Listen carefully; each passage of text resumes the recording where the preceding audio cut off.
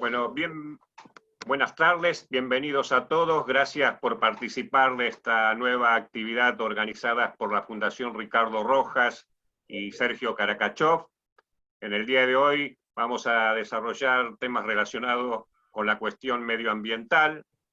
Teníamos prevista la participación de Jorge Cuello y Oscar Salom, pero lamentablemente la situación sanitaria de nuestro país ha hecho que Jorge, que estaba desarrollando la cuarentena en su casa, haya tenido un pico de estrés producto del encierro y hoy no pueda participar de esta actividad. En el día de hoy nos comunicamos con el hermano, nos comentó que está mucho mejor, que se está recuperando francamente y que espera que en las próximas semanas pueda terminar de completar su recuperación en su ciudad natal, Chascomús, que es un lugar donde tiene toda su familia, tiene la contención de ella y espacios que no tienen el departamento. Así que desde aquí le mandamos un fuerte deseo de recuperación a Jorge. La noticia la recibimos a través de Facundo Rodríguez, que está hoy aquí entre nosotros, que nos avisó de esta circunstancia y nos facilitó la forma de comunicarnos con la familia. Por lo tanto, hoy vamos a contar como expositor exclusivo a Oscar Salom, que fue concejal en el municipio de Pilar, secretario de Medio Ambiente del mismo municipio, vicepresidente y presidente de la cuenca del río Luján, así que tiene una larga trayectoria en esta materia, un profundo trabajo realizado a lo largo de los años, y hoy nos va a volcar el conocimiento adquirido durante todo ese tiempo. Así que, Oscar, estamos todos aquí ansiosos por escucharte, y te damos gracias por volcar tu conocimiento en este encuentro. Bueno, muchas gracias a ustedes, a la Fundación Ricardo Rojas, Sergio Karakachov, por la posibilidad de tener este encuentro. Y la verdad es que para mí es un honor poder compartir un momento con este grupo tan fantástico que siempre lo sigo. Y bueno, yo he tomado un tema, el tema medio ambiente es un tema muy amplio, muy largo, y la idea es tomar un tema que a mí me apasiona, que es el tema del agua subterránea, el agua dulce, por ser un recurso tan esencial y tan escaso en nuestro planeta. Yo me voy a referir como una parte introductoria primero y después vamos a ver un PowerPoint. Y en realidad uno considera el recurso hídrico por su naturaleza, digamos, es el que nos plantea enormes desafíos. Fundamentalmente lo planteamos a partir de cómo lograr su sustentabilidad. Digamos que comparativamente podemos considerar el sistema, digamos, acuífero o del agua como un sistema sanguíneo de la biosfera, comparado con el sistema sanguíneo del hombre, donde aporta nutrientes, elimina desechos. De ahí la importancia que tiene esto en la vida de nosotros. Todos sabemos que nuestro cuerpo entre el 65% y en un chico en un 80% es parte de esa agua, y por lo tanto cualquier ser vivo es parte esencial de su propia vida. El agua se constituye en un elemento vital para lo que es la salud. Esto no es que lo decimos ahora, esto surge de épocas milenarias. Yo simplemente, cuando uno lee, encontramos, por ejemplo, dichos de Aristóteles, cuando le decía al emperador Alejandro Magno, que le diera de beber agua hervida a los soldados porque se le morían más soldados por la diarrea que por la propia batalla. Esto estaba marcando una realidad y la importancia que tenía este recurso. Después la Organización Mundial de la Salud también nos da pautas de la importancia que tiene el agua, fundamentalmente cuando nos dice que aproximadamente por año mueren 1.300.000 chicos menores de 5 años producto de la escasez o la mala calidad de agua que disponen.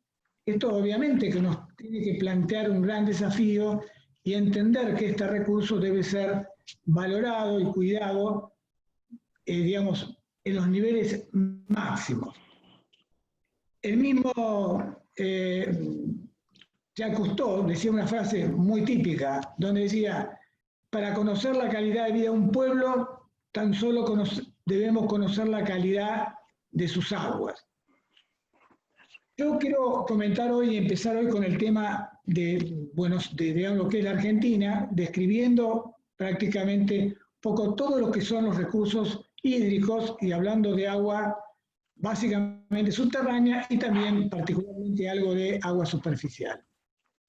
Nuestro país tiene algunos privilegios de contar con acuíferos de enormes depósitos de agua dulce.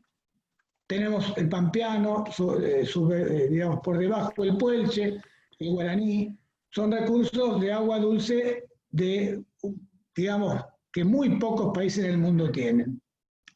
Y tenemos agua superficial, como el Río de la Plata, un río que aporta más o menos alrededor de 20.000 metros cúbicos por segundo. Si uno esto lo trasladara al consumo humano, podríamos decir que tendríamos para abastecer 6.000 millones de personas a equivalente a 290 litros por día. Lamentablemente el Río de la Plata hoy está altamente contaminado, por lo tanto no podemos, digamos, contar con agua sencilla desde el punto de vista de la obtención, tiene que pasar por procesos de potabilización que son bien caros.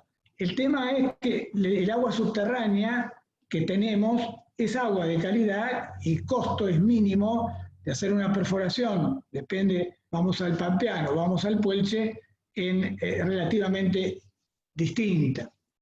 Ahora bien, ¿qué es lo que particularmente tenemos nosotros en los acuíferos? Por un lado tenemos el acuífero superior, estoy hablando debajo nuestro, no toda la provincia de Buenos Aires es abarcativa de estos acuíferos, en el cual un pampeano que está en contacto con la atmósfera, con todo lo que, digamos, impacta sobre la superficie de la Tierra, con los distintos tipos de contaminantes que se van produciendo, ya sea orgánicos, químicos, los cuales con el tiempo van drenando, van percolando, formando parte de ese acuífero. De hecho, el Pampeano, toda la zona de Gran Buenos Aires, Capital, Berisso, Ensenada, La Plata, inclusive en Pilar, ya el Pampeano es un agua prácticamente contaminada. Puede haber algún punto exceptuado, pero la realidad es que ese recurso de agua está absolutamente, digamos, descartado por su mala calidad y contaminación que tiene. Y no es nada más ni nada menos por la falta de previsibilidad, por la falta de inversión, por la falta de desarrollo urbanístico, cloacas y demás. Y algunos, digamos, falta de controles, por supuesto, a nivel de lo que es la vuelca de efluentes industriales, cloacales, que van a convertir, convirtieron en gran parte de este recurso en un recurso inutilizable por la mala calidad de agua que hoy tenemos que tiene. Pero al referirnos a un recurso como es el Puelche, imaginémonos un recurso que tiene en extensión 300.000 kilómetros cuadrados, enorme extensión, que abarca desde la bahía San Borombón, pasa por cercano 9 de Julio, el este de Córdoba, sur de Santa Fe, llega a Corrientes, una parte de Corrientes y Entre Ríos. Este acuífero, desde el punto de vista de la cantidad de agua que tiene, estamos hablando de 40.000 millones de metros cúbicos. Una cantidad enorme de agua que, gracias a Dios, su gran parte es agua de buena calidad. Pero también, ¿qué nos encontramos? Con que parte de esa agua, parte donde hoy se está asentando a la población humana, no se tienen los recaudos, no se tienen las inversiones adecuadas y también lo estamos contaminando. Esto pasa en las zonas, vuelvo a decir, de Gran Buenos Aires y zonas, ahora vamos a hablar especialmente de Pilar, donde el agua, digamos, por ahora está a un nivel de calidad. Pero ¿cuáles son los riesgos que tiene nuestro río subterráneo, de alguna forma decirlo, como es el Puelche? El Puelche, a partir de estas características, nosotros tenemos un pampeano que está entre los 30 y 40 metros de piso de profundidad. Por debajo de eso nos encontramos con el Puelche, vamos a ver algunas filminas después, con una profundidad de 15-20 metros. Y la realidad es que el crecimiento que hemos tenido, y yo lo voy a comparar con Pilar con cualquier otra población cercana. Pilar en el año 1960 tenía 30.800 habitantes. Éramos un 80% de campo dedicado a la agricultura, a la ganadería, a la avicultura, y un 20% que eran las zonas urbanas. Hoy Pilar, de esos 30.800, pasó a tener alrededor de 600.000 habitantes. Eso, por supuesto, transformó ese 80% en 80% de zona urbana y un 20%, pongamos, datos generales aproximados, en zona de campo. Entonces, cuando uno ve este tipo de situaciones, se da cuenta que el impacto que va generando esto es muy grande. Y una cosa que trae el crecimiento y que trajo el crecimiento a Pilar con respecto a estos recursos hídricos.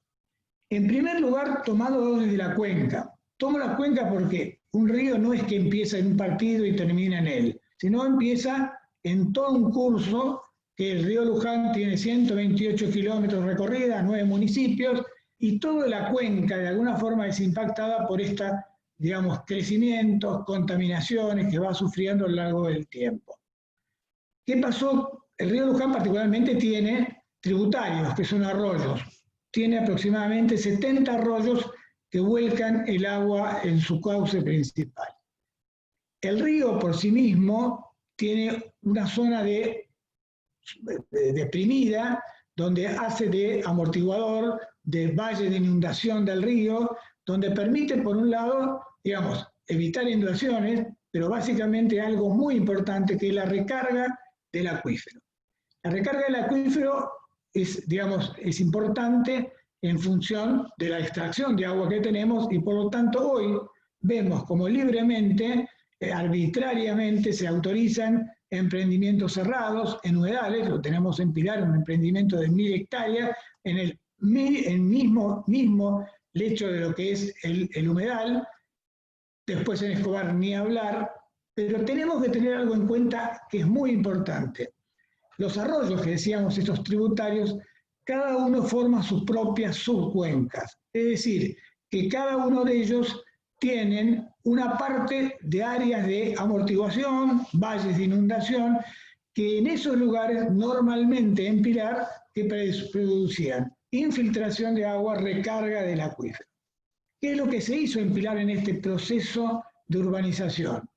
Todo eso no se tuvo en cuenta porque se aprobaron prácticamente gran parte de los barrios cerrados, se han hecho en zonas, digamos, de características de estas a la vera de un arroyo, cambiaron los cursos de arroyo, los arroyos terminaron siendo en canales, lograron, ¿y qué hicieron? Rellenaron las superficies deprimidas que constituían una recarga acuífera. Esto realmente es preocupante porque ¿cuál es la consecuencia? Muy sencilla. Las recargas que teníamos normalmente del propio acuífero se han ido disminuyendo producto de este manejo que se ha hecho del suelo indiscriminado y con el perjuicio hacia el acuífero. Pero aleatoriamente a esto también se asentó toda esta población, de la cual, ¿qué hace? Extrae agua del acuífero. Por lo tanto, tenemos una recarga mínima con una extracción muy superior. Esto hace de que el acuífero esté comprometido tanto en cantidad como en calidad. Y en eso vamos a ver un poquito después, más adelante, cómo ese riesgo hace que agua que tiene el pampeano en un potencial importante, al disminuir el potencial hidráulico que tiene el Puelche, acelere el proceso de penetración en ese acuífero y lo contamine. Esto es una parte de la historia que nosotros vivimos, que muchos pueblos viven y las cuales tenemos que tener puntualmente en cuenta. Yo creo de esa parte nosotros hemos hecho mucho trabajo, en la cual lo hemos hecho a través de la Universidad de Buenos Aires con la dirección del ingeniero Miguel Auge, cuando estuve en la Secretaría de Medio Ambiente, bueno, armamos un estudio para medir los niveles pisométricos, es el nivel de cuando uno hace una perforación, hay una presión natural del agua que, digamos, son semisurgentes hasta que llegan a un punto donde se equilibra el agua con la presión atmosférica y ahí tomamos ese nivel.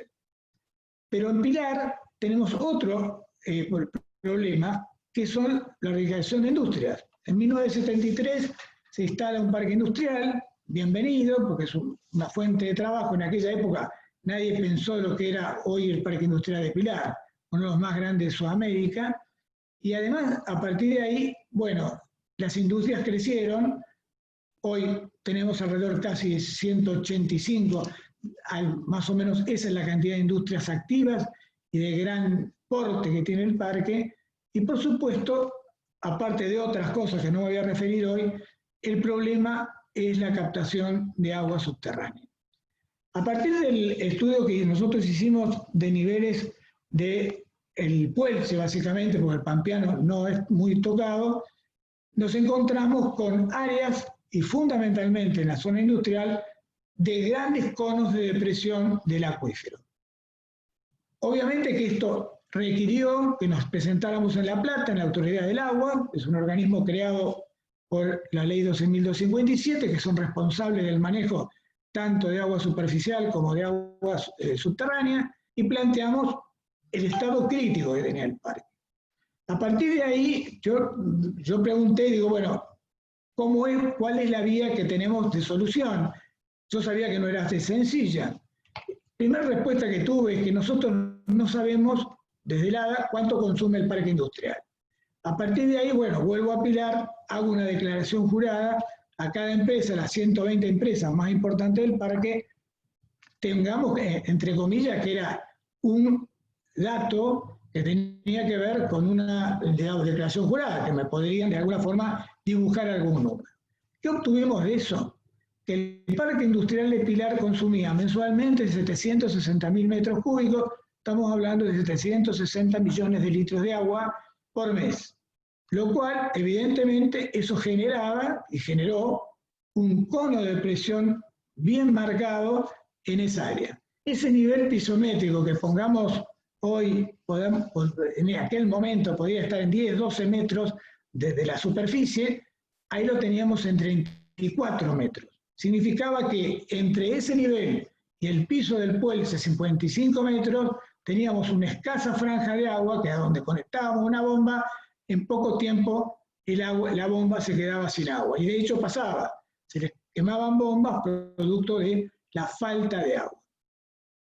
Quiero explicar algo para que se entienda cómo funciona un sistema de un acuífero. Acá hay gente que lo conoce sobradamente. Los acuíferos no son ríos, corre agua en forma libre. Están inmersos en arenas, que esas arenas obviamente contienen esa agua. El Puelche, de acuerdo a datos del amigo quien fue el ingeniero que me ayudó a hacer todo este trabajo, plantea, por metro cúbico de Puelche hay 350 litros de agua. En un metro cúbico, si fuera agua, sería 1.000 litros. O sea que solamente tenemos 300 litros de agua, de lo cual solamente podemos extraer 200, libre como para poder extraerlo. Por otro lado, el movimiento que tiene de desplazamiento, el acuífero está entre 20 centímetros, 1 metro o más, de acuerdo, digamos, al movimiento y la extracción que se pueda producir por día. Por lo cual, cuando uno entra en un recurso de ese tipo, extrae o sobreextrae, va a generar indefectiblemente este corrimiento de agua, este déficit de agua. Paralelamente a esto, va a generar el riesgo de que todo lo que es superpuesto, después es el pampeano, y si está contaminado, se infiltre rápidamente y nos termine contaminando el recurso más valioso que es el Puelche. Yo en el 2008 renuncié a la Secretaría por diferencias, porque no estaba de acuerdo con las políticas que se aplicaban desde el punto de vista ambiental. A partir de ahí, obviamente, el ADA tomó algunas decisiones. No sé hoy, francamente, cuál es la situación del Parque Industrial de Pilar, pero esto le está marcando que ni el Estado, que es el primer responsable de tener controles, los cuidados de un recurso tan esencial como este, no lo hace. Pero por el otro lado, el municipio es quien también, que fue en mi caso, por cercanía, era obligación mía controlar el recurso hídrico. Porque a partir del, digamos, de lo que delega la provincia de Buenos Aires, hay muchas cosas que no nos delegan al municipio. Pero en mi caso, utilizando la ordenanza contravencional, si yo veía un afluente que lo tiraban, pero que era de tercera y no era competencia, igual iba y le hacía infracción, porque yo quería preservar el curso de agua y por ende el recurso hídrico subterráneo, porque yo sabía que indirectamente eso nos iba a impactar y absolutamente negativamente. Entonces, cuando uno analiza el tema del acuífero, el acuífero es un recurso infinito, enorme, pero lo convertimos por el mal uso, en la sobreexplotación o la contaminación en un recurso lamentablemente desperdiciado. Nosotros, ahí estaba Margarita, que es de Cardales, que forma parte de una ONG realmente de mucho trabajo. Tenemos también la instalación, porque esto también es importante, en la zona se están instalando muchos parques industriales. Está bien que se haga porque generan recursos, mano de obra, pero tiene que haber una política absolutamente de control y de entender qué es lo que se está habilitando. No puede ser como me contestan, no sabemos cuánta agua se consume. Cada empresa tiene que tener declarada el consumo de agua. Como no hay caudalímetros, nos dibujan los números, ni la provincia ni el municipio lo saben. A través, con Margarita y con todo ese grupo, hemos planteado un enorme desafío al parque industrial que se está haciendo. Y ellos han aceptado lo que yo puse cuando era secretario como reglamento de perforaciones en Pilar para poder lograr que desde inicio un parque industrial esté organizado con niveles de pozos de calidad y certificación que eviten posibles contaminaciones a futuro y con caudalímetro, cosa que podamos medir certeramente cuál es el caudal de agua que la industria está consumiendo, porque en definitiva después eso perjudica a todo el entorno y a toda la comunidad. Entonces, cuando uno va desarrollando, digamos, esta parte, digamos, o analizando estos temas, se encuentra con falencias de todo tipo. Las empresas que no cumplen con, digamos, mínimos compromisos que deben cumplir. Y vuelvo a repetir, el Estado, por lo general, salvo una denuncia particular, ausente en este tipo de controles. Y el recurso hídrico es un recurso finito en ese sentido. En un momento se nos acaba o lo contaminamos. Yo lo que quiero ir mostrándoles ahora, y después vamos a ir hablando del tipo de contaminación que tiene el Puelche, para ver, digamos, algunas cosas que creo que pueden ser interesantes para todos los que están escuchando. Voy a ir un minuto a las filminas, así las abro. Bueno, a ver.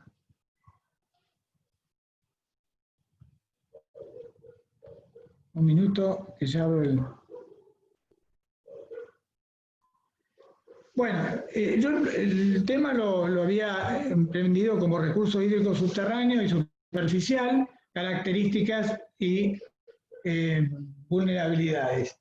A partir de acá vamos a ir viendo, bueno, voy al primero, esta es una proyección muy sencilla donde vemos las proporciones básicamente en áreas, volúmenes de los distintos cómo se forma todo el agua en el planeta. Obviamente el predominante, como vemos acá, es los océanos y mares, que representan el 97.6%. Oscar, no se ve, no se ve nada. A ver, no la compartí. Espera, perdóname. Omití un paso, que es, a ver, ¿cómo es para compartir?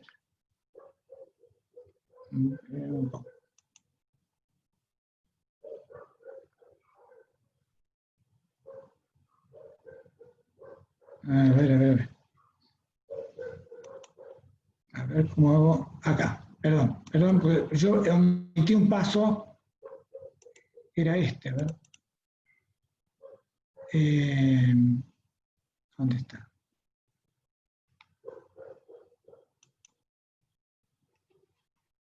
A ver. ¿Dónde está?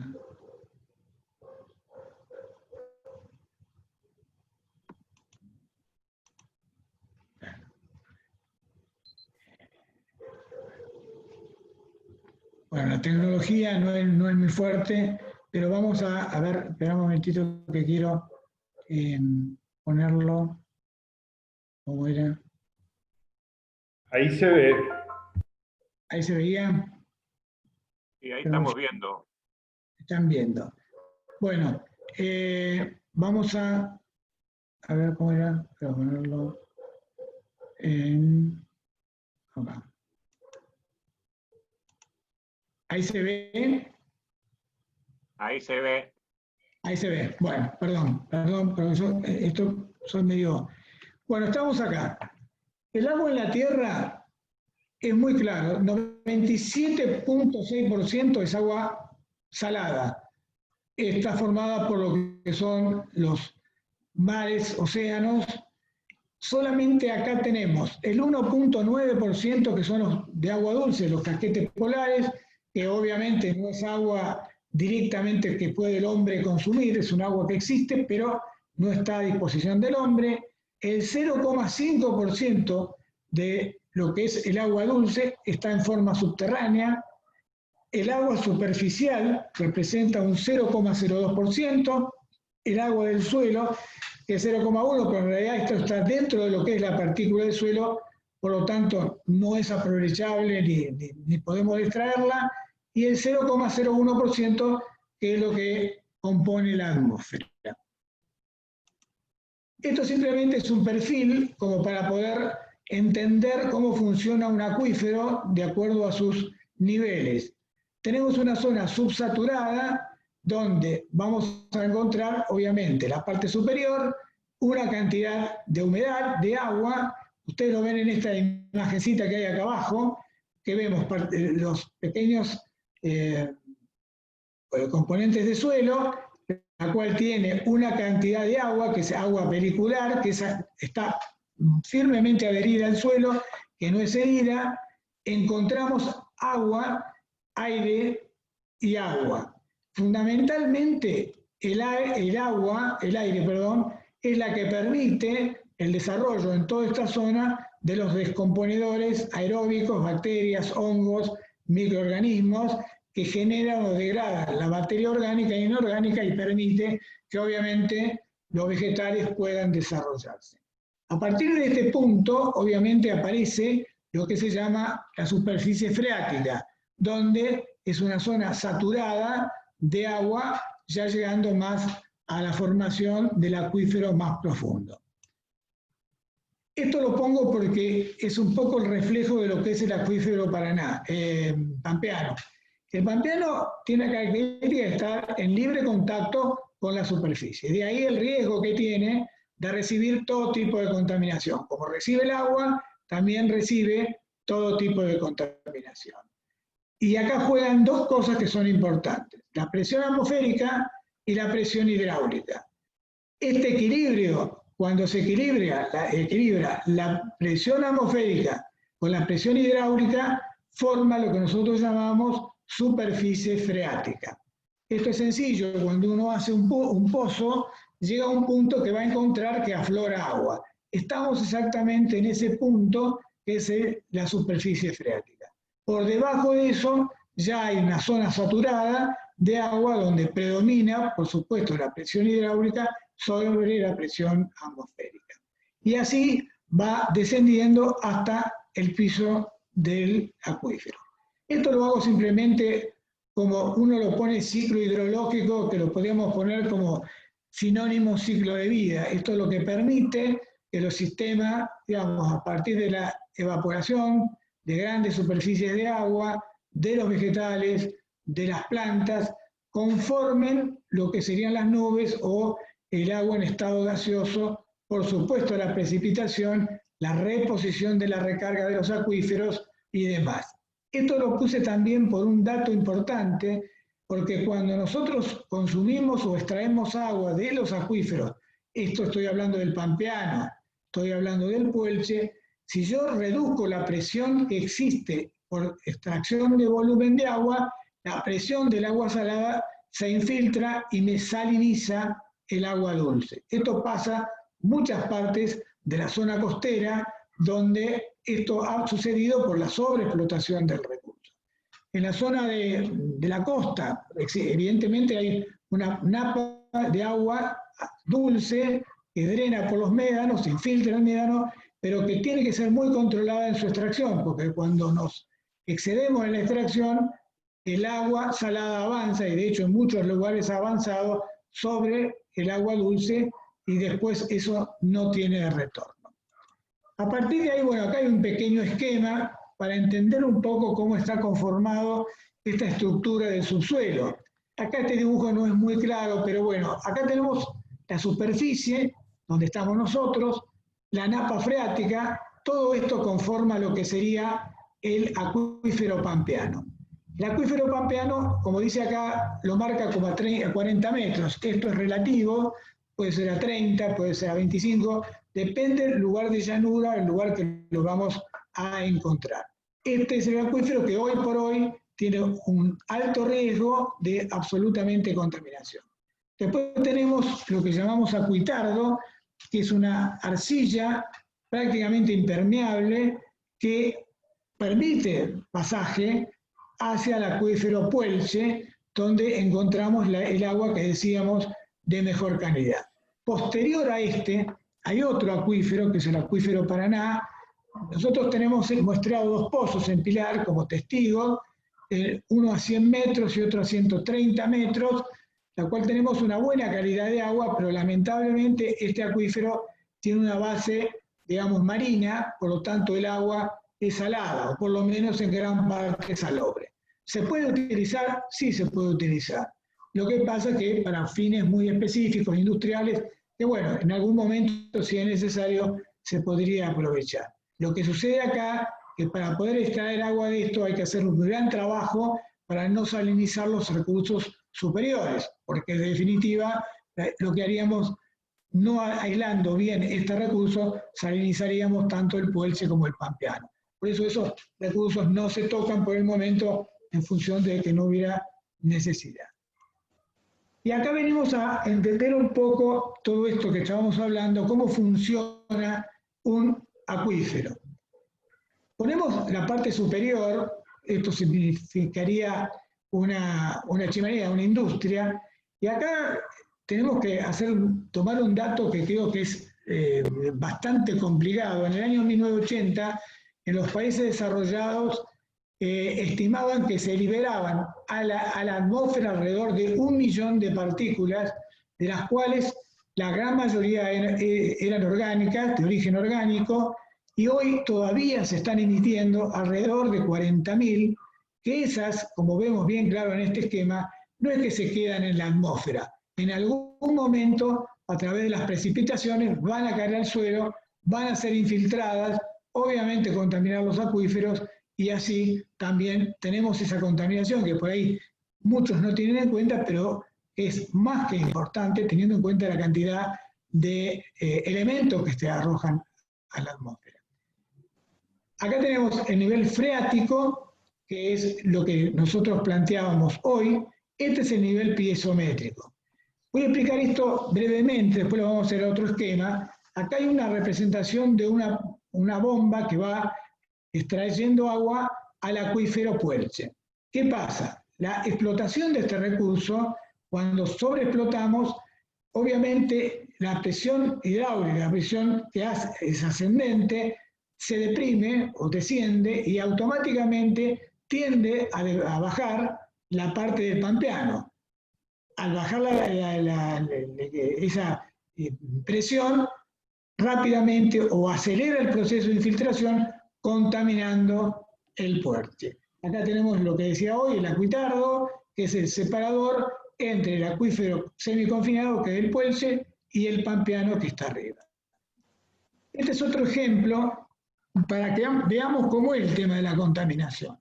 Nosotros tenemos acá un viejo basural.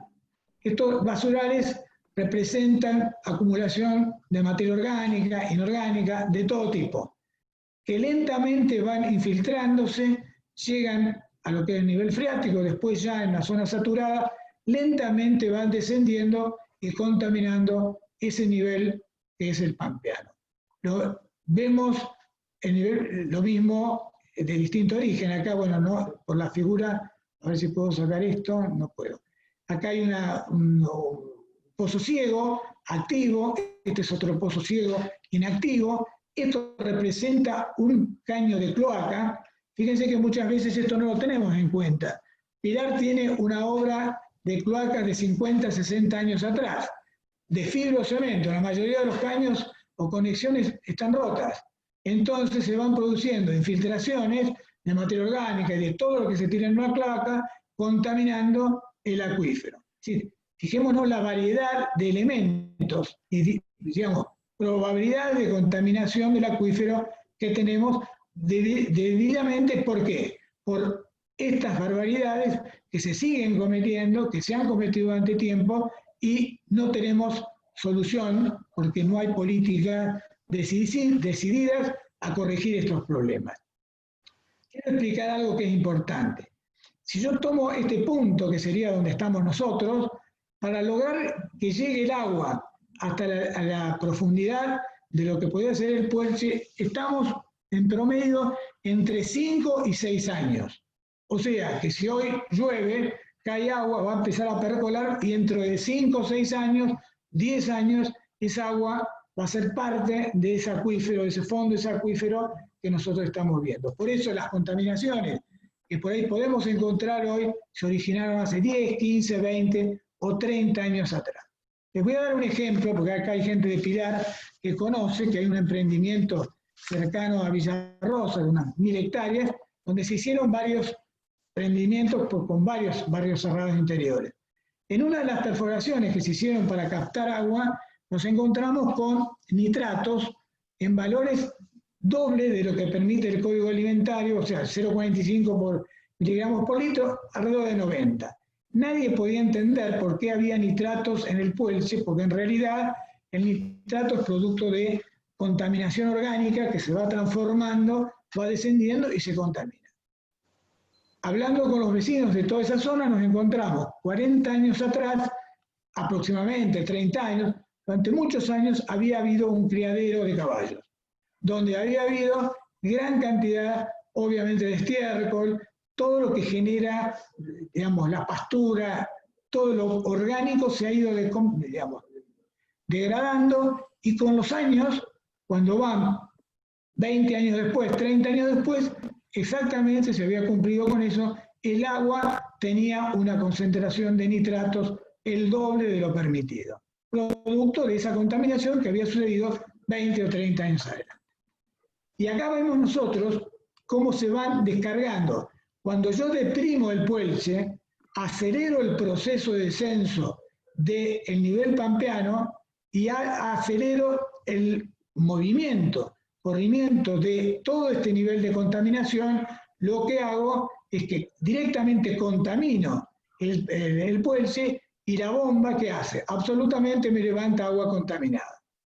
El tema de lo grave que tiene esto es que para poder descontaminar el Puelche, si es que lo podemos descontaminar, nos va a costar tantos años, 10, 20, 15 o 20 o 30 años, que tardó este elemento en poder descender hasta esta profundidad. Porque no todo desciende igual, porque eso depende de la estructura que tenga desde el punto de vista molecular, de la capacidad de dilución, digamos, y de movilidad que tiene a través del pampeano.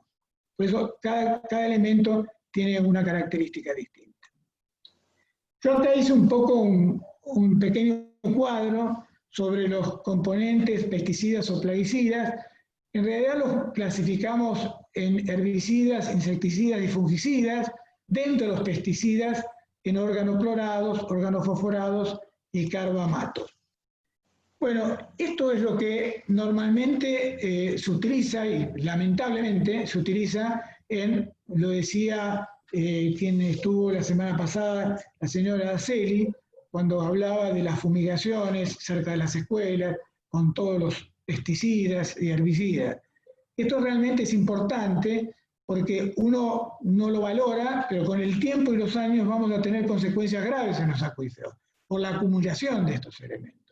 Acá lo que nosotros ponemos, bueno, yo pongo como un resumen, tiene un importante efecto residual, baja solubilidad y movilidad. La ventaja de los órganos clorados, si es que tiene alguna ventaja, es que no tienen descenso a grandes profundidades, porque es una molécula grande, tiende a adherirse en suelos arcillosos, por lo tanto rara vez llegan a los acuíferos más profundos. Pero eso no quita que estos elementos permanezcan en el suelo por cientos de años, o muchos años por lo menos. Acá estamos hablando de algunos ejemplos, aldrin, dealdrin, heptacloro, lindano, etc. Por lo tanto, decimos, son elementos de alto riesgo a futuro de contaminación de los niveles de recursos hídricos subterráneos. Los órganos fosforados, obviamente, tienen características distintas, son más solubles y móviles, tienen más aceleración, llegan a profundidades mayores. La ventaja por el que pueden tener, que tienen menor durabilidad de persistencia, calculamos meses, semanas o más, dependerá del medio en el que se encuentre. Y los carbamatos, que son compuestos también que tienen más o menos el mismo comportamiento de los órganos fosforados y que en este caso se utilizan básicamente para lo que es desmontes. Básicamente eso. Esto después lo podría hablar algún especialista más en este tema. El EPA considera que la mayoría, dice, son potencialmente cancerígenos y generaciones de los sistemas nervioso, hepático, renal.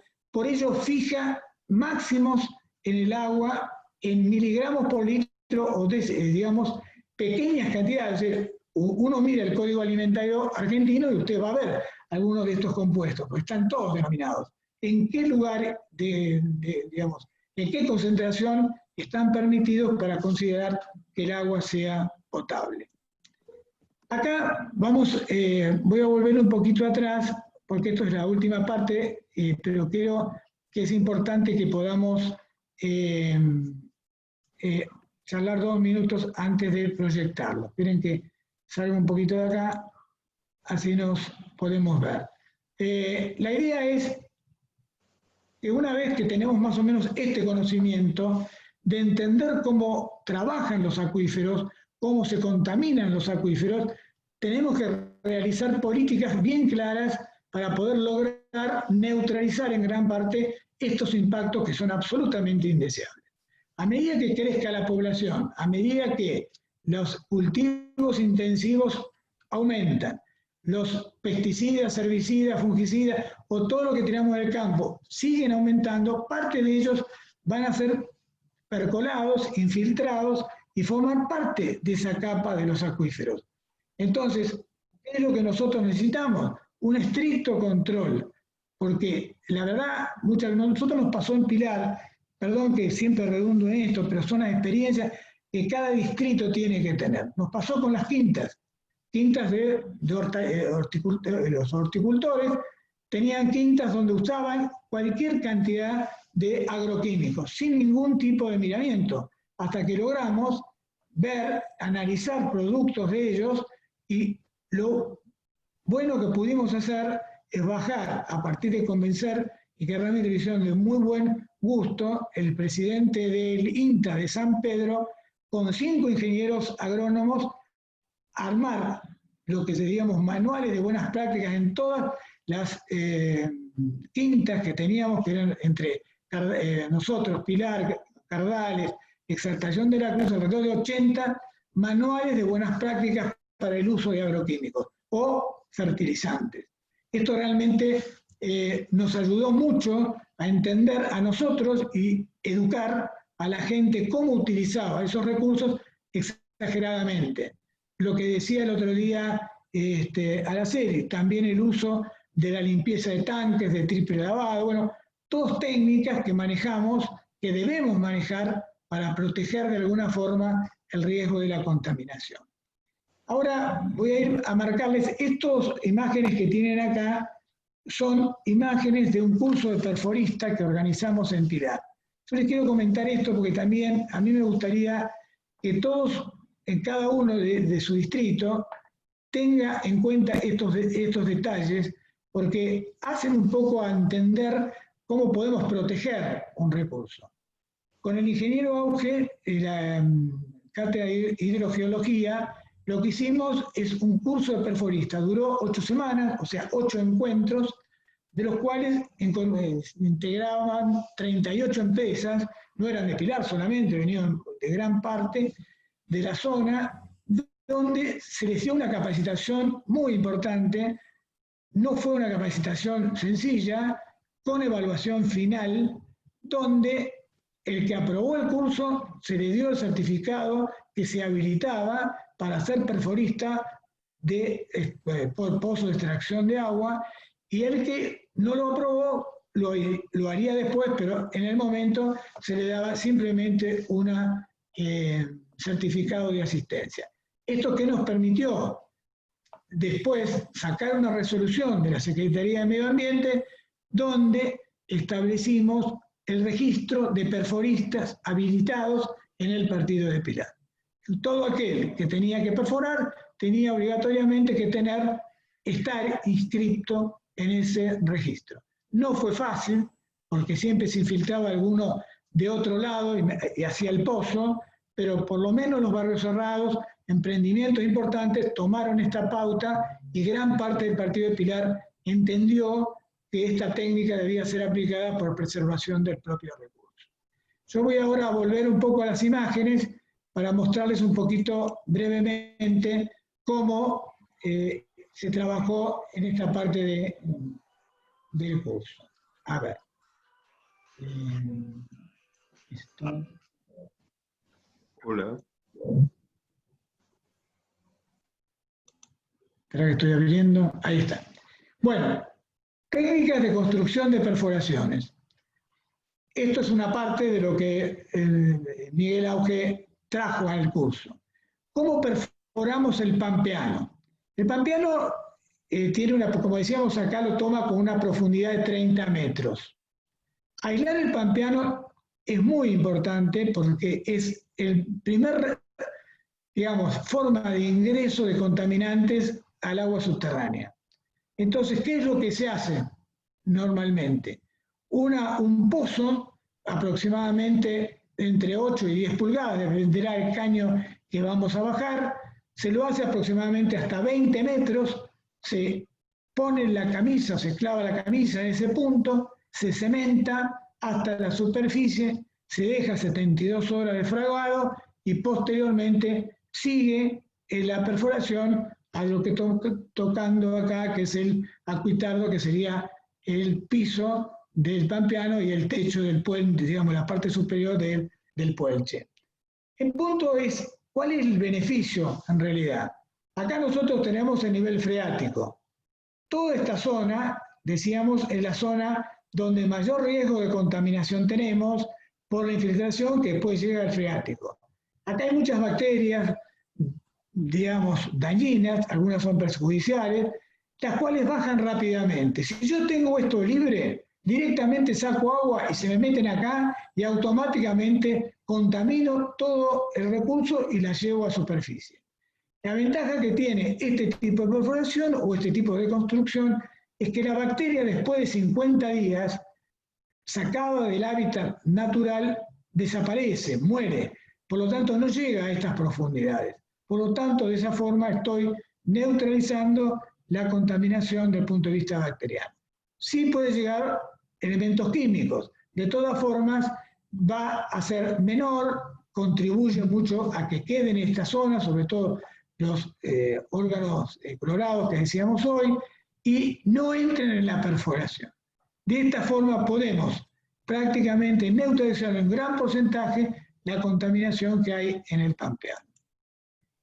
La segunda forma de la perforación del pampeano es hacer el pozo en 8 o 10 pulgadas, se encamisa, se lo engrava hasta la altura más o menos de 20 metros de arriba o 30 metros, por encima del filtro, se le pone una capa de 1 o 2 metros de arena para que el cemento, todo cementado, para que no se llegue a meter en los filtros, y automáticamente este pozo también queda sellado como era el anterior que habíamos hecho.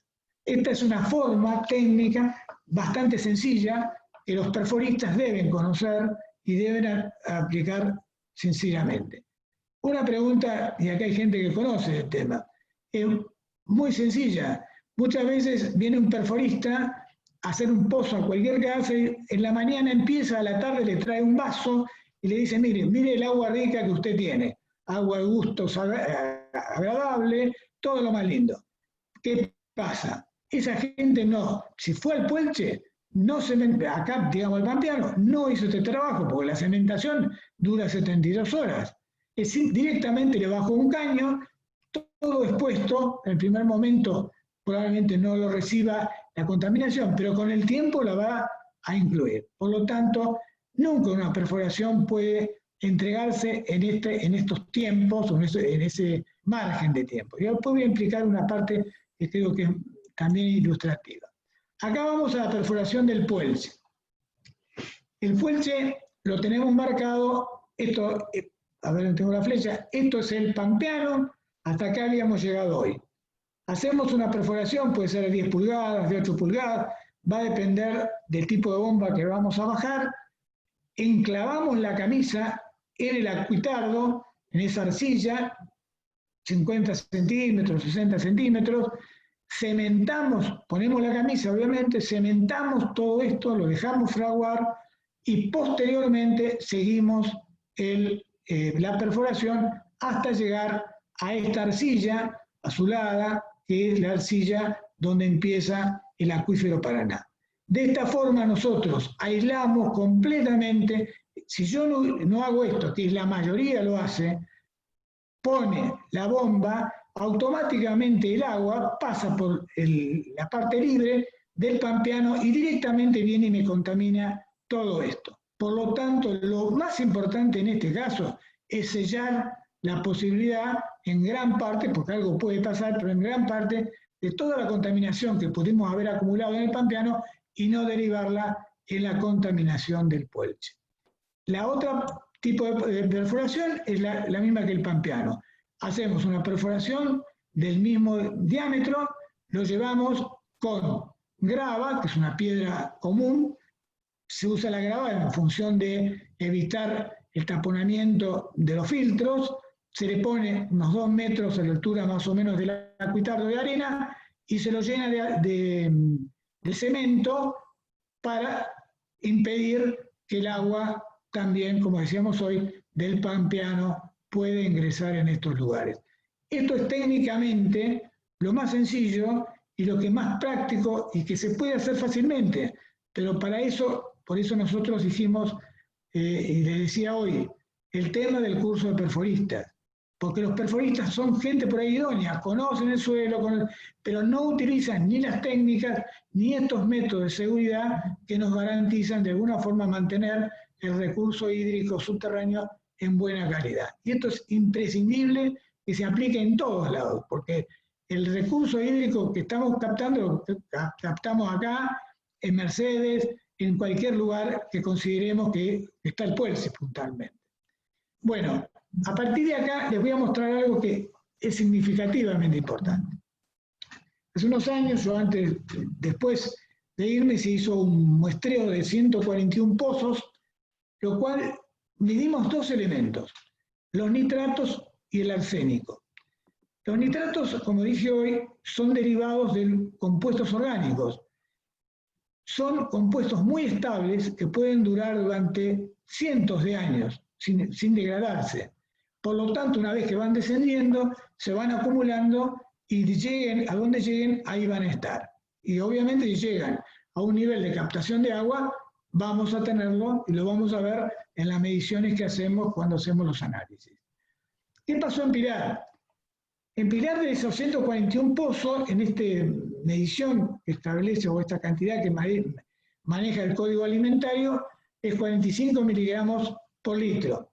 43 pozos dieron dentro de los valores normales y 57 pozos fuera de los normales. Es decir, obviamente que encontramos rangos desde 10 a 80. Es decir, hay mucha variedad. Estos son los promedios, en la cual eso no significa, desde el punto de vista geográfico, detectar donde tenemos problemas de nitratos y donde no los tenemos. En función de eso, de donde vamos a ir centrando un poco la captación de agua para, digamos, saber que el agua potable, digamos, el agua que damos a una red no está con altos niveles de nitrato. El nitrato en realidad es un compuesto que se encuentra en muchos elementos, alimentos, envasados, porque se utilizan como conservantes asociados a otros compuestos. Pero el nitrato tiene un enorme perjuicio a los chicos de 0 a 6 meses, por ejemplo, porque el intestino del chico transforma este nitrato en una molécula más chica en nitritos. Y el nitrito es un componente que se ingresa a la sangre y capta al glóbulo rojo, lo inhibe del transporte de oxígeno y por lo tanto produce lo que se llama entonces una digamos, disminución de la capacidad de oxígeno, ya que es la metahemoglobinemia. El chico tiende a tener color azulado en su piel. Si estamos hablando en una concentración ya de esta sintomatología en un 15% de su sangre. Si esto llega a un 60%, directamente lo mata. Por lo tanto, no es un dato menor entender que este compuesto debe ser controlado cuando se suministra agua de red para ver cómo se puede. Antiguamente, muchos de los pueblos, que algunos están acá, tienen los famosos tanques de agua. Si uno mezclaba el agua, obviamente, entre valores de 10 y 80 estábamos en un parámetro, pero cuando bombeamos en forma directa, esas mezclas no se producen y ahí tenemos los problemas. Cuando hablamos de arsénico, bueno, este es un componente de origen volcánico que se fue generando y acumulando en el suelo a partir de vientos, de cantidades que fue volando hacia la Tierra, se fue sedimentando y formó parte y es parte del suelo. Nosotros en los 141 pozos, en el valor que establece el Código Alimentario Argentino, estuvimos un 61% dentro de valores normales, cuando por otro lado 39% estaba por encima de esos valores normales. Pero cuando vamos a analizar el valor de 0,01, que es lo que hoy Estados Unidos, Europa está exigiendo en el valor de los arsénicos, nos encontramos con esta realidad. Solamente 22% de esos pozos nos estaba dando esos parámetros y un 78% estaba fuera de parámetros. Esto es un dato en ese momento, digamos, es una película de ese momento de hace casi 8 años atrás. Hoy habría que medirlo de nuevo y ver cuáles son los cambios y los impactos que pudo tener o puede tener el recurso. Estoy hablando puntualmente de muestreo en Pilar, no en otra zona.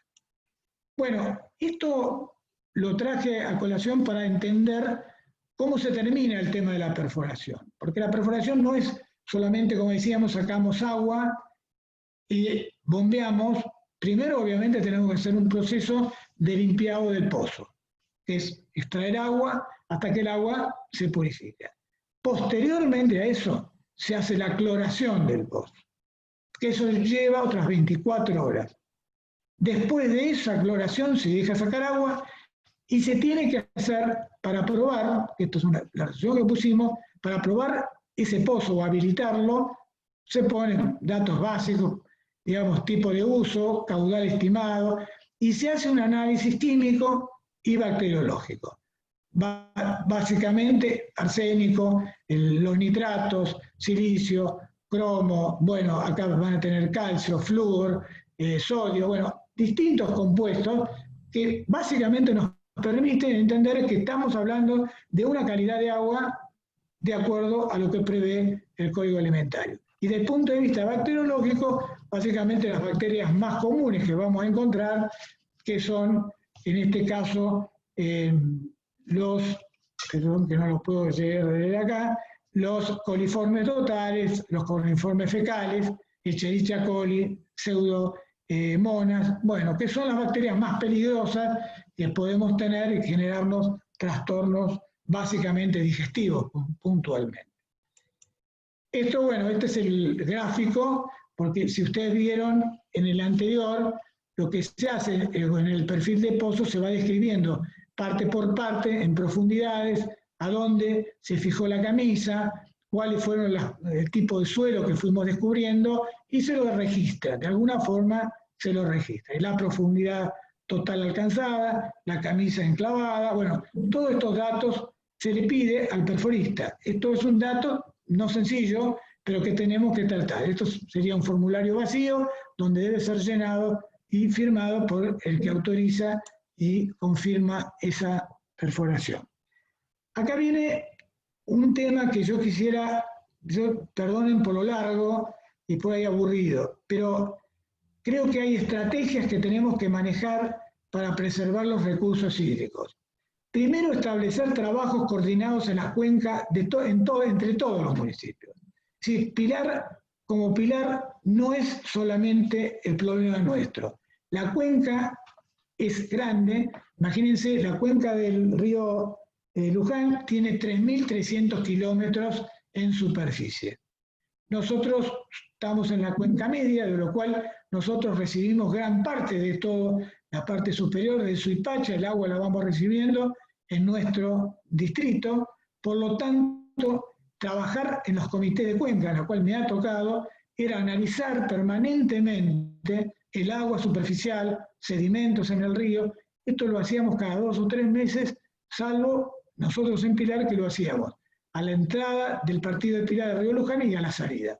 ¿Cuáles eran los cambios? Cómo venía el río y cómo se iba el río de Pilar. Eso estaba todo documentado y todo registrado, para tener una estadística de cómo era el comportamiento y en qué podíamos mejorar su calidad de agua superficial. Realizar estudios hidrogeológicos. Esto es fundamental. Yo tengo que entender claramente sobre el perfil hidrogeológico dónde estoy plantado, cuál es la profundidad del pampeano, cuál es la profundidad del Puelche, qué tipos de agua tenemos, porque eso nos permite, digamos, de alguna forma tomar la calidad de agua, porque muchas veces antes de hacer una perforación de captura de agua, extracción de agua de 40, 60 metros cúbicos, preferible hacer un pozo de muestreo para entender si es el lugar adecuado por caudal, por calidad de agua, y en función de eso no hacer una inversión que después no sirve para nada. Por eso es necesario que todos tengamos, todos los municipios, que de hecho la provincia se han hecho trabajo de investigación, pero hay que rehabilitarlos, realizarlos, porque esto es un tema también de alguna forma dinámica. Los cursos de agua no son cosas estables, por lo tanto un muestreo hoy hecho de agua en un año puede ser absolutamente distinto. Establecer monitoreos de agua subterránea en forma permanente de los acuíferos Pampeano y Puelche, georreferenciada. ¿Qué hicimos en Pilar? En Pilar nosotros tomamos 60 pozos, 27 que eran los de extracción que daba Sudamericana, que era la empresa en ese momento, hoy lo está haciendo AISA, extraía agua para la provisión de agua potable en una parte de Pilar, lamentablemente no en toda, en donde nosotros tomamos 27 de esos pozos, más el resto de distintas zonas del partido de Pilar, cubriendo esos 355 kilómetros cuadrados, para ver cómo era el comportamiento de los acuíferos, en cantidad y en calidad de agua. Esto lo hacíamos desde el punto de vista calidad de agua, desde el punto de vista físico o químico, y también desde el punto de vista biológico, o sea, a partir de control de bacterias, contaminación biológica. Y eso lo hacíamos una vez por año y cada 2-3 años de metales pesados, porque no es necesario hacerlo con tanta periodicidad. El punto 4, yo pongo acá monitoreo de agua superficial de la cuenca y subcuencas con redes hidrométricas, pluviométricas, controles de calidad.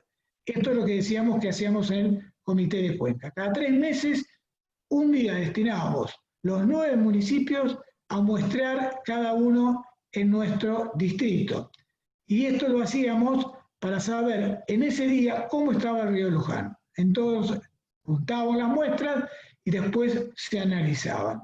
Y nosotros, bueno, en Pilar, como dije, lo hacíamos más periódicamente. Y acá vuelvo a este punto que yo expliqué hoy. Es imprescindible entender que los perforistas que trabajan, que digamos, perforan el suelo, tengan una capacitación especial, que sepan que el trabajo de él es significativamente importante en lo que es captación de agua en calidad y preservación del recurso. No es solamente algo de oficio, está bien que se pueda hacer, pero que es hoy técnicamente necesario determinados conocimientos. Establecer ordenanzas, resoluciones donde se establezcan las técnicas de perforaciones para captación de agua subterránea. Esto fue lo que hicimos nosotros. A partir del curso de perforistas, el registro de perforistas, sacamos una resolución, en mi caso por la Secretaría, donde establecimos, por un lado, la creación del registro perforista. Y a partir de ahí, todos aquellos que podían participar en él.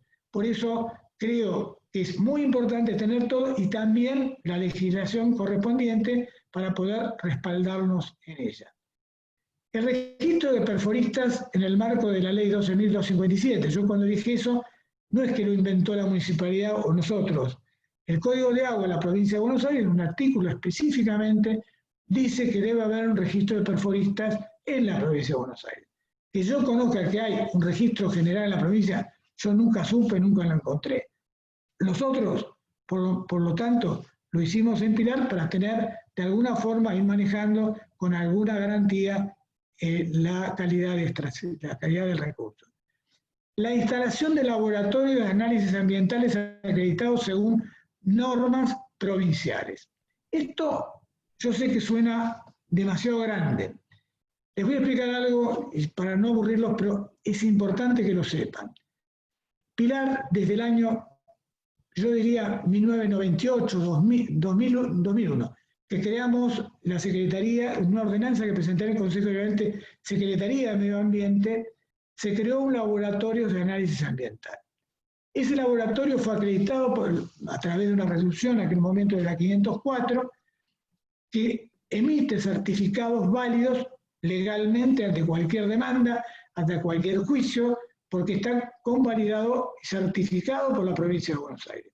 Logramos certificar la ISO 17025, que es sobre DQO y DBO, que es demanda biológica de oxígeno, o demanda química de oxígeno, en la cual el laboratorio está monitoreando todo lo que es agua subterránea, agua superficial y también suelo.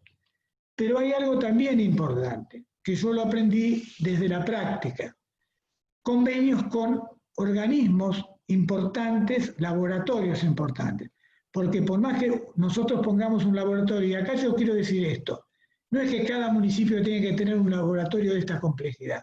Se pueden unir 10, 15 comunas, arman un buen laboratorio y en cada municipio los parámetros mínimos de medición, obviamente que para eso las resoluciones establecen que todo tienen que ser bajo cadena de custodia, los muestreadores tienen que ser inscriptos, es decir, toda una tecnología, un requisito importante, pero que lo podemos ir implementando y por ahí un laboratorio en conjunto de una cantidad de municipios. Pilar, de toda la cuenca, era el laboratorio de análisis. Los 9 municipios, todas las muestras venían al laboratorio de Pilar y hacíamos gratuitamente, prácticamente, todos los muestreos, los análisis que correspondían. Pero muchas veces nos encontrábamos con algunos análisis muy complicados, con algunas trazas de algunos compuestos químicos, y necesitábamos determinarlos con laboratorios de alta complejidad, básicamente de absorción atómica. Y esto, en mi caso, en la primera parte de la gestión, lo hice con Aguas Argentinas, que tenía un muy buen laboratorio, pero después logramos hacer un convenio con el INA, el Instituto Nacional del Agua. los mejores laboratorios que tiene el país, de enorme garantía por su tecnología. Y además, cuando uno tiene un conflicto, de un derrame, de un problema grave, muchas veces tener un laboratorio de referencia que venga y muestre y haga los análisis nos desliga de enormes responsabilidades. Digo en el caso de algún funcionario público que pueda estar acá viéndonos o algún concejal. Nos pasó en Pilar, con esto voy terminando, cuando hubo el problema del PCB. Más de algunos se acordarán, unos cuantos años atrás, en el año cerca de 2000, el famoso lista de Mabel por el tema del PCB en los transformadores. Si yo no hubiera tenido el INA, digamos, atrás mío en ese momento, no posterior, por las denuncias de los vecinos que tenían PCB en sus pozos, hubiera tenido muchos problemas. Ahí bajo el INA, con sus técnicas, con su cadena de custodia, sacó muestra de toda la gente denunciante, de todos los pozos que había, en ninguno contamos PCB, y se terminó el problema. Entonces, estas son algunas de las recomendaciones que yo quiero plantearles a partir de la experiencia, a partir de lo que uno ha conocido, y creo que eso apuntala a seguir, digamos, trabajando en este tema, que es la preservación del recurso hídrico. Acá hay otra frase de Jacques Cousteau, dice, a veces olvidamos que el ciclo del agua y de la vida son uno solo.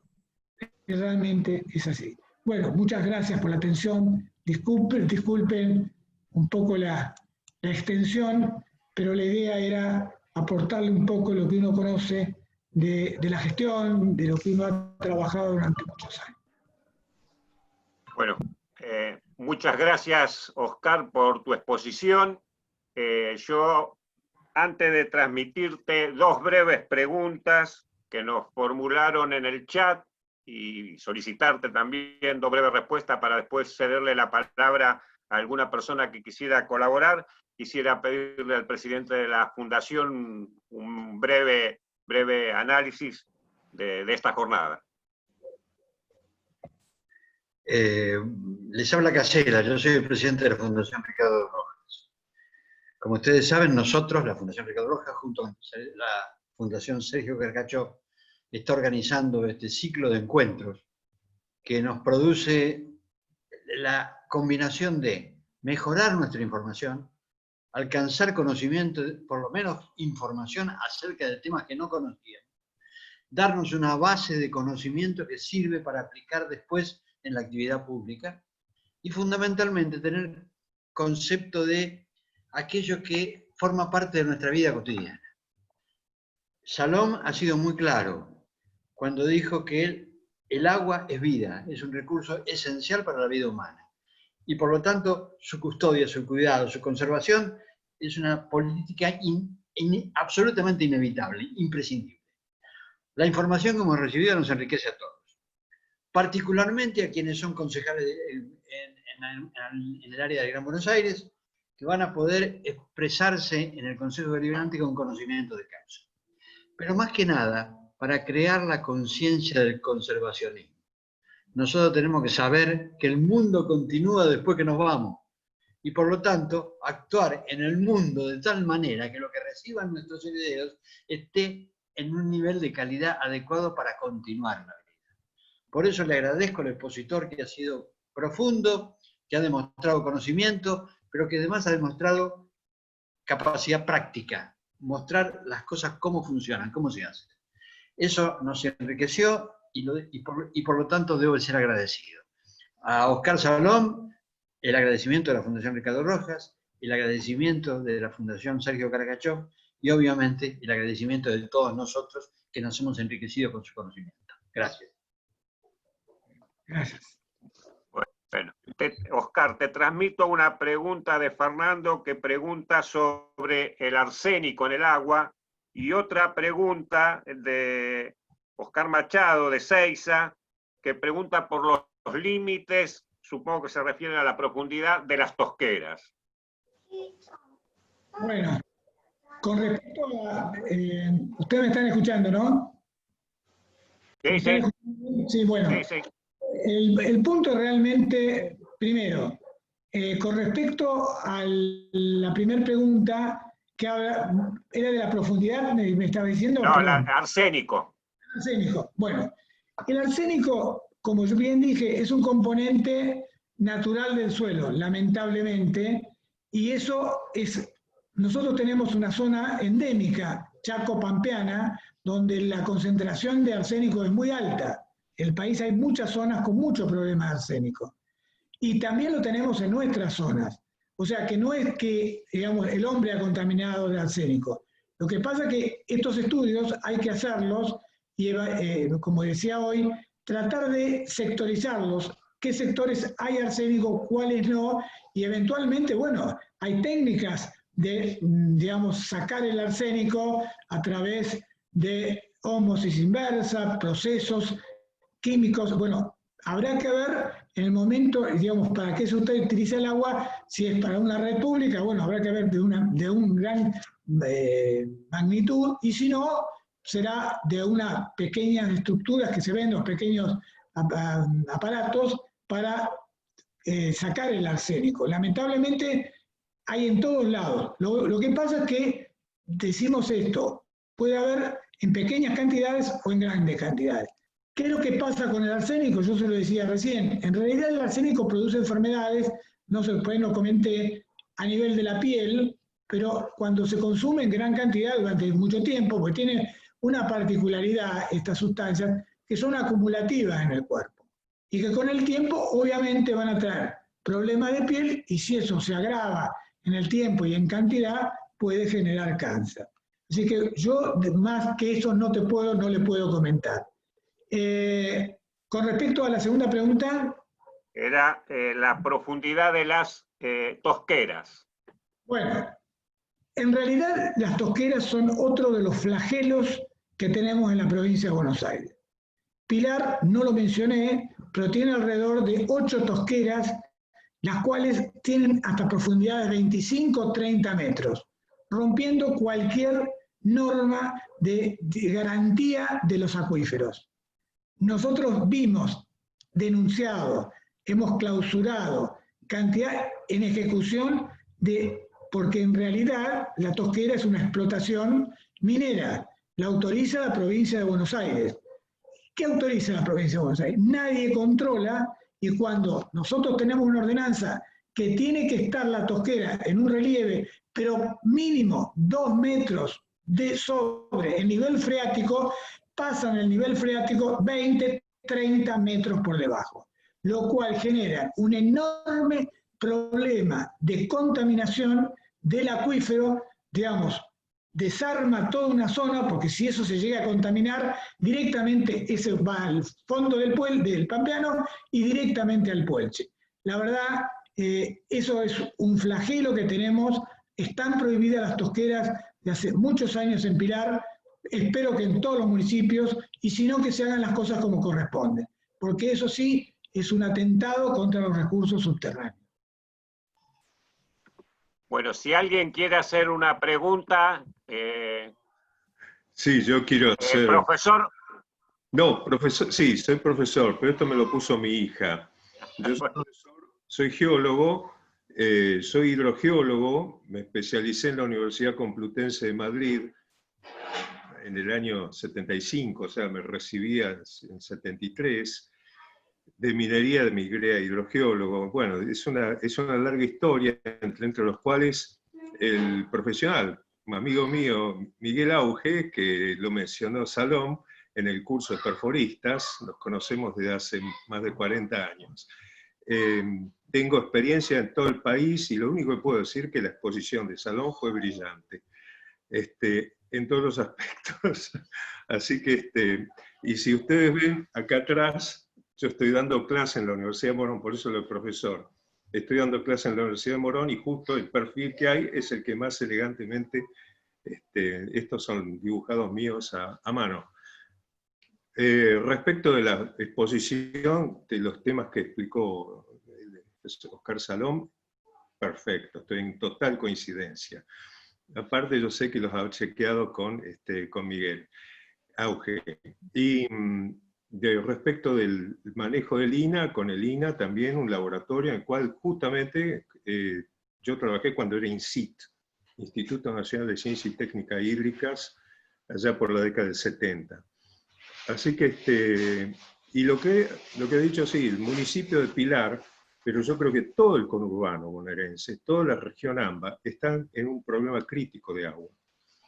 Uno de los problemas también es el arsénico, que aparece y, como él había señalado muy bien, es un componente natural, o sea, deriva naturalmente, principalmente, como mencionó la parte de la composición de los sedimentos de la formación Pampeano, que es la que cubre, o sea, no quiero repetir porque vamos a extendernos demasiado y temas muy técnicos, pero es el tema arsénico es un tema gravísimo en todo el territorio argentino.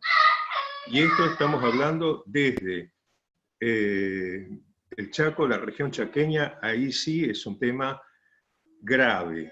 O sea, ahí sí tenemos casos de arsenicismo agudo, problemas de cáncer, y todavía, y en el mundo, no es para consuelo nuestro, pero en el mundo hay, digamos, muchas diferencias muchas opiniones encontradas respecto del arsénico. Los ejemplos son en muchos lados, pero el asunto es el arsénico ha llegado como componente dentro de las cenizas volcánicas, que es un gran componente de todo el subsuelo nuestro, de toda la región pampeana. Esas cenizas volcánicas vienen de más o menos de 2 millones de años a esta parte. Todos ustedes recuerdan 2 o 3 erupciones que hubo en el año 90, 10, no me acuerdo, 2 o 3, que dejaron una capita de cenizas volcánicas en los autos. Bueno, eso tiene un pequeñísimo componente que tiene minerales de arsénico. Ahora, ¿cómo los minerales de arsénico se activan? Eso es un comentario. O sea, el arsénico se libera de esos minerales y entra al agua subterránea. En La Matanza yo he encontrado zonas que son totalmente, digamos, estocástico, una cosa totalmente aleatoria, la aparición de arsénico en los pozos de agua. Y hay una serie de reacciones geoquímicas en la formación Pampeano que es lo que hace que por la actividad humana puede estar liberando. Bueno, pero todo eso, digamos, como él explicó, la acción de los pozos negros, los pozos ciegos, o sea, también cambia las condiciones naturales, y eso también yo creo que es en buena parte uno de los componentes, una de las reacciones que puede liberar el arsénico y ocasionar un incremento de los valores de arsénico en pozos en todo el Gran Buenos Aires. Por supuesto, donde he encontrado casos más graves de contenido arsénico es en La Matanza. Digamos, realizado y dirigido la construcción de numerosos pozos de abastecimiento ahí en La Matanza, no exclusivamente en el partido de La Matanza, y también en muchas otras localidades. Hay una cuestión con el arsénico. El límite dado de 0,05, que es el que sigue las partes por millón, es el límite que había sido sugerido por la Organización Mundial de la Salud. Y luego lo bajan a 0,01. Ahora, yo tengo una seria duda. Con ese límite reducido, numerosas redes de abastecimiento de agua en la provincia de Buenos Aires están, digámoslo, fuera de la ley. Porque los valores de arsénico, es como el porcentaje que mostró Salom de Pilar, el porcentaje es, digamos, no es tan alto, pero a medida que nos vamos hacia el oeste de la provincia de Buenos Aires, algunos lugares llegan a ser muy altos, lo mismo que los valores de flúor. El que sí es un componente derivado directamente de la intervención humana es el contenido de nitrato. De esos componentes, digamos, nosotros tenemos una gran fortuna aquí, en todo el Gran Buenos Aires, que nuestro acuífero principal, que es el acuífero Fuelches, está debajo del acuífero Pampeano. porque el acuífero pampeano es lo suficientemente fino como para permitir la recarga del acuífero Puelches, y lo suficientemente fino para, digamos, lo suficientemente permeable para permitir la recarga, y lo suficientemente fino como para ejercer una retención de numerosas partículas contaminantes, sustancias contaminantes. O sea, eso no impide que hagamos macanas, y se hagan macanas realmente hasta delictivas. No quiero empezar a contar acá las historias de terror, pero, digamos, son verdaderamente delictivas. En parte yo felicito a la gente de Pilar, que han establecido el sistema del curso, ese curso que dio con mi colega Auge, para la construcción de pozos de agua, y un registro, que ese ejemplo tendría que ser seguido absolutamente por todo el Gran Buenos Aires. Hay un registro de perforistas en la Autoridad del Agua, pero no, digamos que no lo sigue nadie, creo. No sé hasta ahora si han seguido muchísimos. Pero acá yo creo que tengamos en cuenta una cosa. La provincia de Buenos Aires tiene el mismo tamaño que varios estados europeos. O sea, grandes. Polonia, por ejemplo, es un estado que tiene 310.000 kilómetros, y la provincia de Buenos Aires tiene 300.000 kilómetros cuadrados. Nosotros tenemos un subcontrol. Y yo creo que esto sí es una cuestión más política, que tendría que haber más control profesional en cada partido. O sea, no quiero, digamos, me parece que las iniciativas en Pilar son para ser seguidas en todos los municipios, porque hay muchos problemas con el agua y con el medio ambiente, y lo que está basando, muchas de las propuestas que tiene ahí, las recomendaciones de Salom, de Oscar, apuntan a la obtención de información. Y cuando uno tiene que hacer, o tomar una decisión, o tomar digamos, una opinión, aunque sea, necesita información. Y eso normalmente es lo que menos se hace. Bueno, nadie le da importancia. Yo me acuerdo que más o menos, quien fuera mi profesor de hidrología en Ciencias Exactas, en la UBA, el doctor Herminio Pérez, él pujaba por el banco de datos hídricos, que ese fue el origen del INSIT, que ahora es el INA, ¿no? Perdón, y estamos hablando 50 años después, medio siglo. Todavía falta. No, por eso es un tema. Yo lo felicito a Salom, de una exposición brillante. No le tomé examen.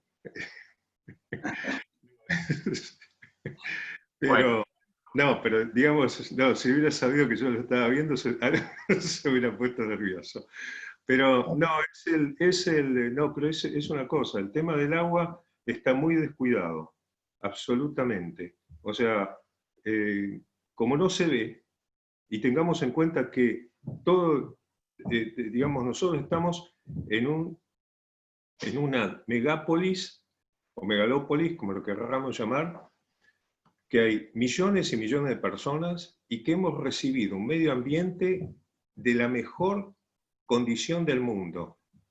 O sea, dentro del cual considero que es todo. Yo podría hablar maravillas acerca de todo el medio ambiente donde vivimos, y acá nos quejamos encima, ojo. Pero las cosas que hemos hecho, humanos, digamos, consideremos todos, son un poco salvajes.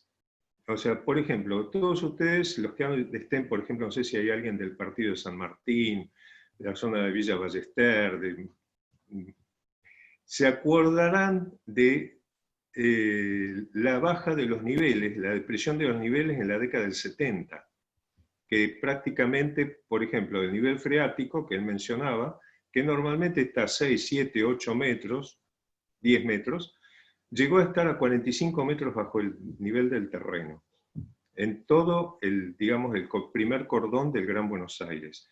Yo estoy en Castelar, acá estaba también a 35, 40 metros de profundidad. Eso mismo, y eso es una observación que le hago, en Pilar yo creo que están teniendo, no tengo la información para afirmarlo, pero temo que están en ese camino de la sobreexplotación del acuífero, de todos los acuíferos. Absolutamente es así. Julio, ¿podríamos ir redondeando para darle la posibilidad de que otra persona intervenga? Eso no, más allá, lo que quería decir es esto, es reforzar las consideraciones y las propuestas de Salom. Y que son, digamos, le digo, yo conozco todo esto desde Zárate hasta pasando La Plata y de aquí, pero le digo, y si en el país conozco desde Marambio hasta Santa Cruz de la Sierra. Me lo caminé todo. Pero le digo, nosotros tenemos que cuidar justamente, como dice acá el amigo también, para las siguientes generaciones. Nosotros vamos a pasar, ya tenemos el partido prácticamente cumplido, pero yo creo que ahí esa es una verdadera función política que trasciende a una generación. Los efectos se van a ver, como dijo él, tardan 20 años, 30 años en llegar, pero la contaminación va a llegar, lo que está diciendo. Bueno, con eso concluyo. Bueno, Luis, te agradezco mucho, Julio. ¿Alguien más quiere hacer...? Luisito, ¿me permitís? ¿Sí? ¿Me permitís? Luis, Armando. Sí, Armando. Quiero felicitar a Oscar y tanto al profesor Julio de la Vega. Es excelente la exposición, creo que ya rebalsa de información. Pero como queda poco tiempo, creo, y hay muchos concejales, quería proponer para la próxima, o cuando se pueda realizar, tocar el tema de los residuos sólidos urbanos, que es otro tema que es bastante grave, y como dato, 74 pueblos de la provincia de Buenos Aires tienen vertederos a cielo abierto, sin tratamiento de ningún tipo. El SEAMSE ya está caducado, creo que van a coincidir conmigo, es una etapa concluida y creo que, bueno, seguramente los expertos van a poder resolver. Caso puntual, lamento que justo se retiró Liliana Denot, el caso puntual del vertedero de Chascomús, creo que Liliana no me va a dejar mentir, está el vertedero y al lado un frigorífico, es decir, lo separa una hilera de alambrada donde se faena ganado y al lado está el vertedero. Un ejemplo, ¿eh? O el de Villa Gesell, que está a serían 2,5 kilómetros del mar, uno de los vertederos más contaminantes que hay. Es decir, es un tema más importante tanto como el agua, obviamente, es todo lo que implica. Sin tocar en profundidad lo que es el SEAMSE, que es el cáncer del conurbano, que perjudica a toda la sección tercera y primera, para hablar en términos más entendibles. Y el negocio de la basura, todos lo saben, es el gran agujero del presupuesto municipal, que altera la conducta de muchos funcionarios de turno. Es decir, propongo este tema para una próxima charla. Así que lo dejo con inquietud. Liliana, no sé si opinas lo mismo. Tomamos tu sugerencia y le damos la palabra a Liliana. Liliana, habilita el micrófono. Hola, buenas noches. Buenas noches. Gusto de participar. Lamentablemente me perdí un tramo muy importante de la exposición de Oscar Salom, a quien conozco y respeto mucho y con quien hemos trabajado también.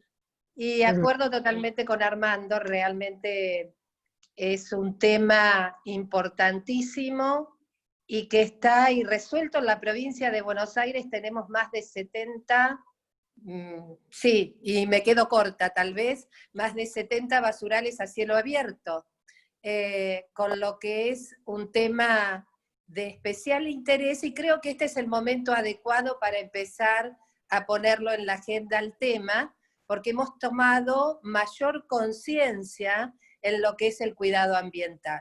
Así que bienvenida a una charla de esa naturaleza. Gracias, Liliana, por tu intervención. Y bueno, si no hay ¿alguien más quiere hacer alguna consideración? No, Luis, cortito, Luis.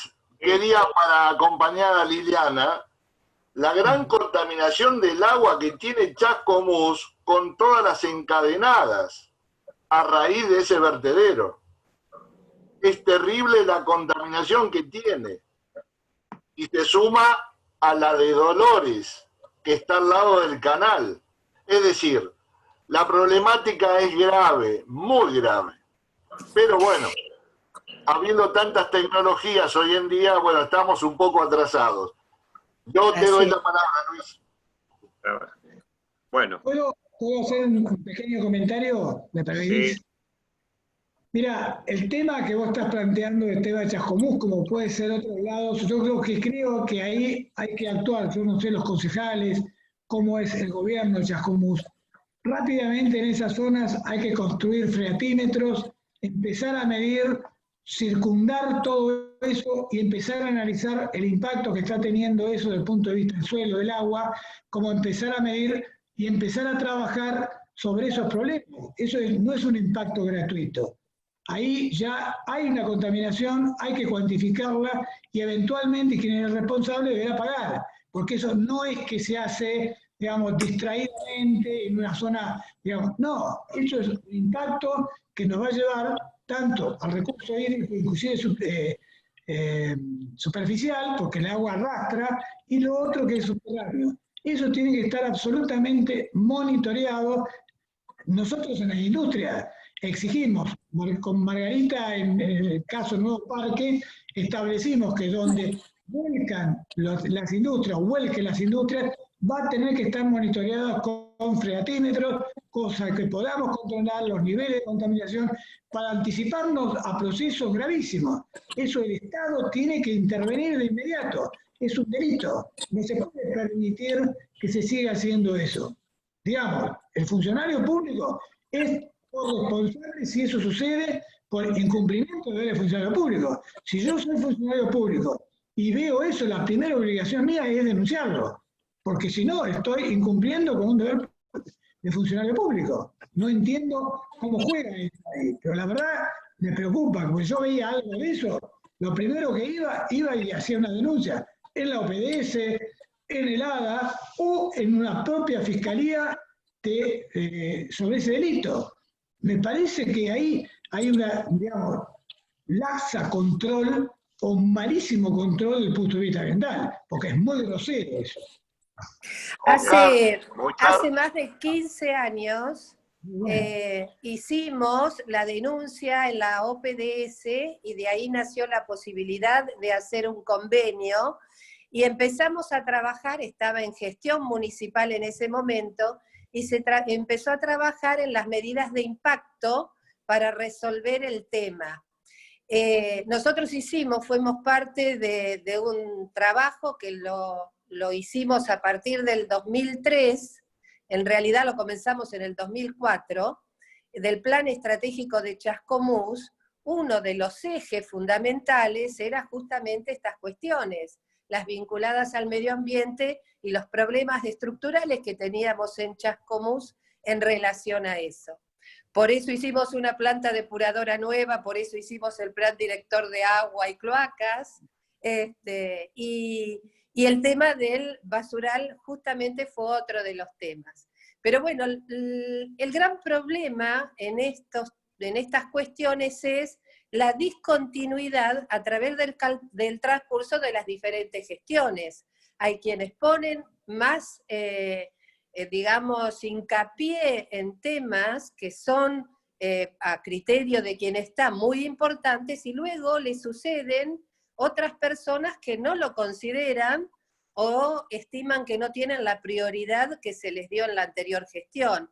Y esas son las situaciones que se viven en general, ¿no? Cuando no hay continuidad en las políticas públicas que deberían constituirse en políticas de Estado. ¿Para qué? Para que tuvieran la adecuada continuidad en el tiempo.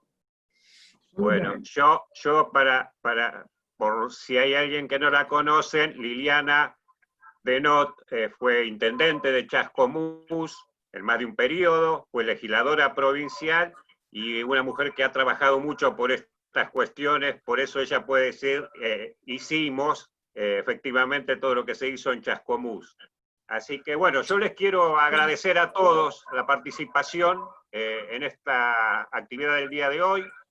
Tenemos algunos concejales amigos que nos están pidiendo el video y que te van a estar llamando, Oscar. Hoy había varios que tenían sesión, pero te van a estar llamando para pedirte asesoramiento. Así que les voy a facilitar tu contacto y gracias a todos una vez más por haber participado de esta reunión.